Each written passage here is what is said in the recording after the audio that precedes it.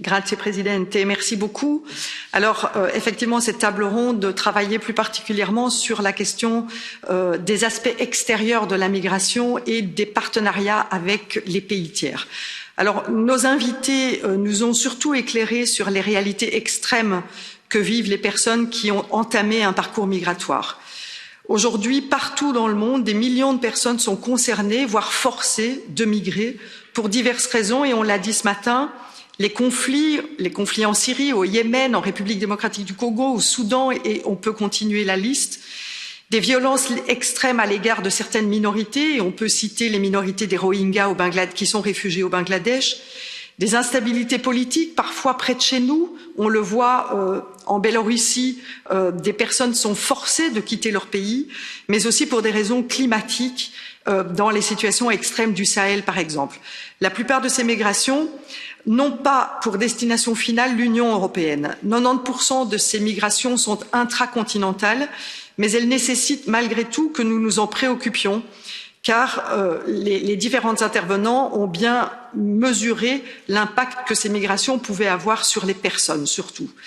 Madame Amira de l'Union africaine, qui a rappelé les liens étroits entre l'Union européenne et l'Afrique, a parlé de partenariat global avec l'Union européenne, des partenariats qui parlent de l'économie bien entendu, du développement, mais de s'engager également sur cette question migratoire avec surtout une approche équitable et positive, basée sur la confiance. 3 mots-clés que Madame Amira a mis en avant. Cette confiance doit prendre en compte les défis du futur et la pandémie que nous vivons aujourd'hui aura des effets négatifs en Union européenne, mais aussi et certainement plus dramatiques en Afrique. Cette pandémie nous demandera de réfléchir de manière plus globale sur cette question de la migration, en favorisant les voies légales, en luttant contre les passeurs et en attaquant les causes profondes de la migration, surtout à destination des jeunes Africains qui constituent la majorité de la population africaine. L'Union africaine travaille déjà sur ces questions internes de la migration qu'elle considère en Afrique comme bénéfiques pour le continent africain également.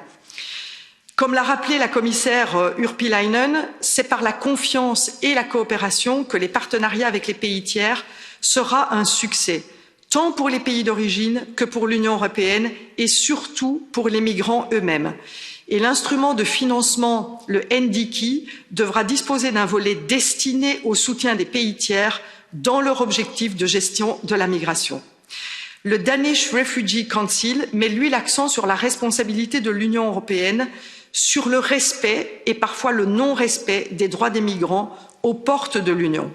Les pushbacks sont contraires au principe du non-refoulement et sont illégaux et devront faire l'objet d'enquêtes.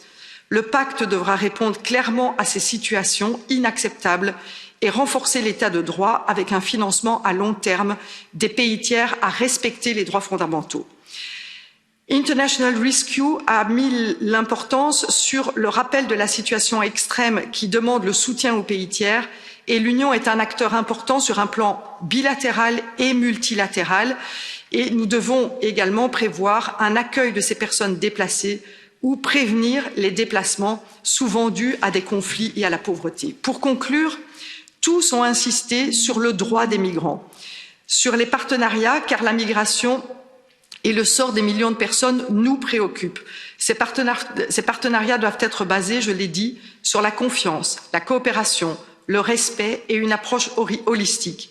Aucun intervenant, sauf 2, n'a envisagé la question d'une conditionnalité de l'aide au développement qui serait une instrumentalisation et qui serait de nature à briser la coopération positive. Par contre, certains ont mentionné la conditionnalité en ce qui concerne le respect des droits de l'homme quand il y a des partenariats avec des pays tiers. Chers collègues, comme vous l'avez dit, Monsieur Sassoli, ce matin, le phénomène migratoire est aussi ancien que l'histoire de l'humanité.